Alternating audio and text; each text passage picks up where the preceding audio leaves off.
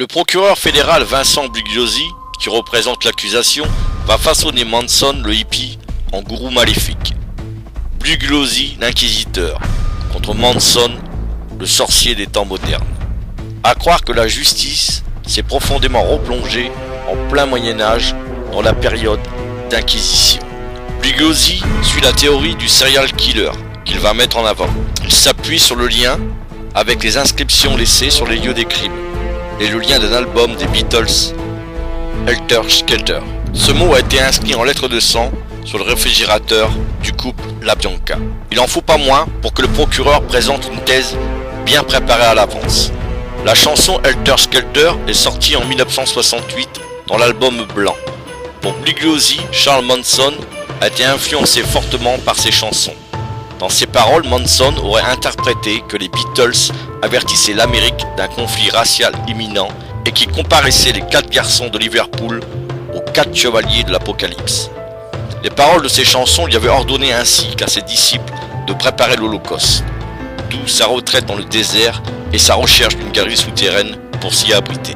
Sa seule croyance entre un chaos proche et sa préparation de retranchement dans un souterrain en font-ils un coupable? Est-il la seule personne à croire à une guerre imminente entre noirs et blancs durant cette période? L'assassinat de Martin Luther King, la montée des Black Panthers, les manifestations contre la guerre du Vietnam, ces faits et ces images ne sont-elles pas révélatrices d'un signe d'un chaos proche dans ce pays? Sur fond racial, ne voit-on pas une Amérique qui s'embrase? Tout au long du procès, le procureur Bugliosi fait référence à l'album Blanc. En réalité, Helter Skelter est un toboggan géant. Et les paroles de cet album n'ont rien à voir avec ce que dépend le procureur. Mais il s'en sert de bouclier comme la Sainte Bible face à un sorcier condamné d'avance au bûcher. Ainsi, le 15 juin 1970, s'ouvre le procès de la famille Manson. Ils seront instruits des affaires Ted LaBianca ainsi que par la suite des affaires Hitman, Donald G. Shorty. Ce procès est le plus long et le plus coûteux de l'histoire judiciaire des États-Unis. Il durera pas moins de 9 mois. C'est le juge Charles Herman Holder qui préside. Il est âgé de 53 ans. Retour sur le procureur fédéral Vincent Bugliosi. Il représente l'accusation. Les autorités sont bien au courant des réelles motivations sous-jacentes des meurtres Ted LaBianca. Mais pas question de faire défiler à la barre une petite partie des célébrités d'Hollywood ou des membres de la mafia. Certes, ce n'était pas le procès des victimes, mais certains points de la vie privée de ces dernières auraient dû être consultés pour véritablement connaître les mobiles des assassinats. Seul point positif, l'intégrité des victimes ne sera jamais réhabilitée tout à fait. Orgies, trafic de drogue et monstruosités en tout genre demeurent fort acquis. Elles le sont toujours aujourd'hui. Vincent Bugliosi, faute de preuves matérielles en l'encontre de Charles Manson, son bouc émissaire, sollicite la participation des membres de la famille Manson. Tout d'abord, le témoignage de Suzanne Atkins, qui amène Charles Manson sur ce banc des accusés. Suzanne Denise Atkins, elle est âgée de 22 ans. Elle était danseuse au sein nu à San Francisco lorsqu'elle rencontre Charles Manson en 1967. C'est en compagnie d'autres filles et Manson qu'elle rejoint la Californie pour le ranch Span. Contre toute attente, au début du procès, Atkins se rétracte sur ses déclarations. Elle qui avait accusé Manson d'avoir participé au meurtre de LaBianca et du musicien Gary Hitman et d'avoir commandité les meurtres de Celio Drive, annonce avoir menti sur la culpabilité de Manson. Atkins endosse ces meurtres sur sa propre responsabilité. Dès lors, perdant une alliée de poids, le procureur Bugliosi la prend en grippe. Il sort alors une seconde carte de son jeu, Linda Kasabian. Elle devient le témoin clé de l'accusation. Elle fera l'objet d'une protection policière rapprochée. L'immunité lui est offerte en échange de son témoignage qui va contribuer largement à la condamnation de Manson et d'autres membres de la famille. Linda Kasabian est âgée de 21 ans. Elle a rejoint le ranch Span en juillet 1969. Elle était présente durant les meurtres du couple LaBianca. Patricia Krenwinkel. Elle est âgée de 23 ans. Patricia Krenwinkel avouera que dès sa première rencontre avec Manson, elle a été littéralement captivée. Juges et jurés noteront par son attitude, ses déclarations, que cette jeune fille est une personne fortement influençable. influençable au point d'être présente aussi bien sur les lieux des crimes de Celio Drive que sur ceux d'Ella Bianca. Leslie Van Houten, elle est âgée de 21 ans. C'est en septembre 1968 qu'elle rejoint le Ranch Span. D'après ses dires, Charles Manson, dit Charlie, dès le début ne s'est jamais intéressé à sa personne, contrairement à beaucoup d'autres filles de la famille. Ce qui a provoqué en elle, toujours selon ses dires, un intense besoin de lui démontrer qu'elle est capable de tout. Ce capable de tout veut sûrement spécifier, voire excuser sa présence lors des meurtres du couple La Bianca. Charles Tex Watson, il est âgé de 26 ans. C'est un membre à part entière de la famille Manson. S'il y a bien présence d'un serial killer dans ce tribunal, c'est bien celle de Tex Watson, sans aucun doute.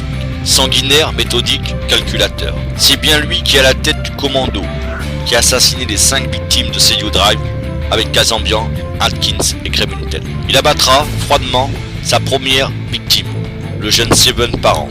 Puis, en se présentant comme le diable en personne qui vient faire le travail, il organisera avec les filles une boucherie sur Celio Drive. Le groupe récidivera le lendemain en y ajoutant la présence de Leslie Van Houten pour le massacre du couple La Bianca. Pour se défendre de cette barbarie, Watson épouse la tactique suggérée par le procureur Bugliosi. Lui et ses complices ne sont que des victimes. Il présente Charlie comme le grand ordonnateur des meurtres. Charlie est un véritable gourou qui, par la force de ses pouvoirs surnaturels et à grands coups d'acide, les a transformés et formatés pour assouvir sa mission Helter Skelter. Plus tard, en 2007, lors d'une audition pour une libération conditionnelle de Leslie Van Houten, Barbara Hoy, qui a vécu 6 mois avec la famille à l'âge de 17 ans et qui a été lors du procès témoin à charge contre Charles Manson, ayant été même empoisonné alimentairement dans le but de l'empêcher de parler par une autre jeune fille, Ruth Almoros, a envoyé une lettre à la commission en soulignant: Van Houten, comme les autres, ont choisi de tuer. Ils n'étaient pas des soldats aveugles, zombies, chargés par Charlie, comme le décrivent sans cesse. Ils ont eu beaucoup de plaisir. Ils n'étaient pas des innocents qui étaient arrachés de leur domicile. Ils sont venus à la famille de leur propre chef. Dans des interviews, elle ajoutera qu'au Ranch Span, chacun y faisait ce qu'il voulait. Dans cette famille, il y avait de petits criminels avec de grands rêves, mais aussi des personnes bien. Dommage que ces propos n'ont pas été tenus lors du procès. Toujours à l'heure actuelle, le nom de Tex Watson est pratiquement inconnu. Lorsqu'on évoque le meurtre de Sharon Tate, c'est le nom de Manson qui est cité. Dès le début du procès, Watson passe comme un acteur de second plan. Le rôle principal, c'est le procureur Vincent Bugliosi, le responsable des castings, qui va l'attribuer à Charles Manson. Bugliosi manipule des témoins, comme Watson, Van Houten, Krementel, Hoyt, entre autres. Il en fait taire bien d'autres. Il décrit un récit totalement faux, publié par les médias. Les contes de fées de Bugliosi sont responsables de la création d'une version mythologique de la personne connue sous le nom de Charles Manson. Si vous prenez l'album des Beatles, vous voyez l'album blanc. Je ne pense pas que le nom des Beatles ait fait quelque chose. Mais il y a une chanson qui parle d'un corbeau, un oiseau noir. Manson s'identifiait à lui, un oiseau noir, un homme noir, mais de façon totalement intellectuelle. La vérité sur Manson est en dehors du chef de culte messianique qu'il prétend être. Un trafiquant de drogue et proxénète est une description plus précise sur la personnalité de Manson. Charles Manson n'est pas plus doté de pouvoir de gourou que vous et moi. La preuve, il n'a pas pu empêcher sa propre condamnation à mort. Charles Manson est né le 12 novembre 1934 à Cincinnati. Il n'a jamais connu son père et doit son nom à son beau-père, William Manson. Sa mère, Kathleen Maddox, est incarcérée pour vol à main armée lorsqu'il a 5 ans. Le jeune garçon rebondit autour des grands-parents, tantes et oncles. À la sortie de prison de sa mère, il vivra avec brièvement, puis il sera envoyé dans plusieurs écoles spécialisées, ayant commis son premier larcin à l'âge de 14 ans pour vol dans une épicerie. Puis, il rejoindra l'école Boy Scout. illustre établissement fondé par le père Edward Flanagan, qui a pour mission de remettre le jeune garçon orphelin défavorisé dans le droit chemin, par l'éducation, le travail, le sport et la religion. Spencer Tracy interprétera le rôle du père Flanagan à l'écran. Ce film remportera 2 Oscars. Le jeune garçon sera même présenté comme modèle au sein d'un article de presse. Il remercie l'Institut de lui offrir cette chance de réhabilitation.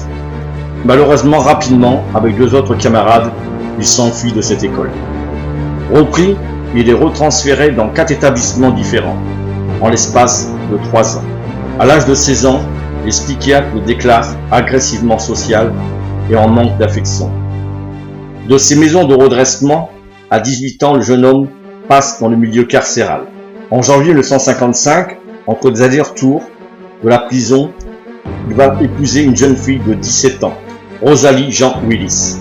Mais pendant une peine de prison de 3 ans au terminal Island, Rosalie Willis le fuit. Le couple ne se reverra jamais. Manson se remariera une seconde fois avec une ex-prostituée, sans plus de succès. Sa dernière peine de prison, de mai 1959 à mars 1967, pour proxénétisme et vol de chèques, se termine en libération conditionnelle. Charles Manson a passé la majorité de sa vie enfermé, entre maison de redressement et prison, de 14 à 34 ans. Durant ces peines, il a appris à jouer de la guitare et à s'intéresser à la scientologie. En liberté conditionnelle, Manson part s'installer dans le district de Haight-Ashbury à San Francisco, où il devient un habitué des milieux hippies. Il se retrouve dans une toute nouvelle génération qui ne parle que de musique, de paix, de libération sexuelle et de liberté. Tout le contraire de ce qu'il a connu entre 4 murs. Charles Manson se lie d'amitié, entre autres, avec Mary Brunner, Susan Atkins, Lynette Fromm. Mais Manson veut gagner Los Angeles et invite ceux qui le désirent à le suivre. À bord d'un vieux bus repeint en noir, la petite bande d'hippies se pose rapidement, bien loin de l'agglomération de Los Angeles, pour le ranch Spahn, en plein désert. Lorsque Manson est arrêté par la police au ranch Baker, en octobre 1969, il n'aura connu la liberté que 2 petites années. Charles Manson aura tort de sous-estimer ses ennemis, l'accusation et ses ex-disciples ou amis, suivant comment on le considère. Il joue la provoque, aussi bien devant les caméras que dans le tribunal. Lorsqu'il se rase le crâne et s'accable d'une croix sur le front, qui plus tard deviendra une croix gammée, les membres de sa famille, en signe de solidarité, font de même et apparaissent crâne rasé avec une croix. L'image est choquante. À chaque représentation de Charles Manson devant les caméras, immédiatement un article à sensation fait surface en première page des journaux. L'opinion publique s'aperçoit très vite que ce procès tourne au cirque, ce qui a tendance à énerver le président. Nixon prend alors position et intervient. Politiquement, il est reconnu que Nixon déteste les hippies et souhaite détruire le mouvement. Les meurtres supposés commis par ce Charles Manson et sa famille donnent une très mauvaise réputation aux hippies. Une occasion pour en faire un procès retentissant qui pourrait mettre fin à ce mouvement pacifique, aussi bien à Los Angeles qu'à l'ensemble des États-Unis. Et l'histoire le prouvera. Au-delà, c'est l'ensemble du mouvement anti-guerre qui reçut un coup fatal à cette occasion. La presse se servant des événements marginalise non seulement les hippies, mais tous les protestataires et les mécontents. Ce fut une grande réussite pour le gouvernement américain qui put continuer à vendre au peuple la guerre du Vietnam pendant 5 années supplémentaires. Pour Nixon, ce sont des meurtres parfaits qui surviennent au moment parfait. Charles Manson est le client idéal. Il est un habitué des prisons au casier judiciaire très très lourd. Il porte les cheveux longs, il chante et joue de la guitare, il fume de la marijuana et prend des acides. Il rejette la société et enfreint les lois. Ce client idéal, il faut bien le mettre en avant. Et la justice va s'en charger. Contre toute attente, en plein procès, Manson est amené à brandir un exemplaire du fameux journal où Nixon le déclare coupable, ce qui rend particulièrement mal à l'aise le juge et jury. Le procès n'est qu'en cours et déjà le verdict est prononcé par le président Nixon, dénonce à voix haute Charles Manson dans la salle d'audience.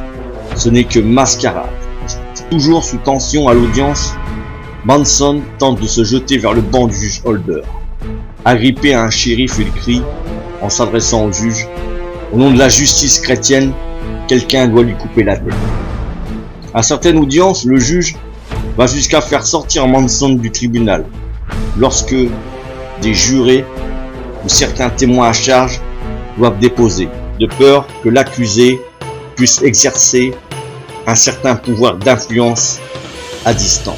Lorsque des témoins favorables pour Charlie l'agacent, le juge les bannit tout simplement pour comportement tapageur. À chaque audience, la famille Manson quitte le ranch pour la direction du tribunal. Il n'est pas rare alors qu'une pseudo-escorte de police vienne se placer à leur proximité. Dès que la famille aborde les abords du tribunal, c'est une véritable horde de journalistes qui s'intéressent à ces curieuses personnes. On les expose aux caméras comme des bêtes de foire. On les interviewe. La famille alors, intelligemment, profite de ces moments pour lancer des messages au public. Lynette Fromm et Sandy Good sont particulièrement actives devant les médias. Virulentes, elles provoquent les autorités, mais ne faisant l'objet d'aucun chef d'inculpation, elles sont en totale liberté. Lynette Fromm, qui est la porte-parole de Charles Manson, prend verbalement Je n'ai pas le sa droit défense. d'avoir des livres de droit dans ma cellule. La bibliothèque de droit de la prison est totalement inadéquate pour des recherches juridiques. Je ne suis pas autorisée à avoir un téléphone à mon nom. Je ne peux pas recevoir d'appels. Mon travail juridique est constamment surveillé par le shérif. Les équipes de journalistes, soif de sensations fortes, vont jusqu'au Ranch Span pour réaliser des reportages. Les protagonistes s'y prêtent volontiers. Is there more? Are there other worlds to explore?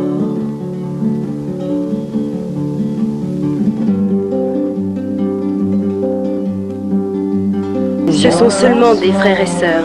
Et Charles Manson est votre frère. Et plusieurs de vos sœurs sont en prison.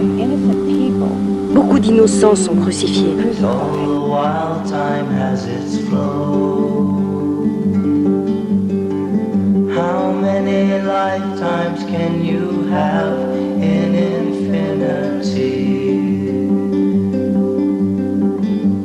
It's all there for us to know.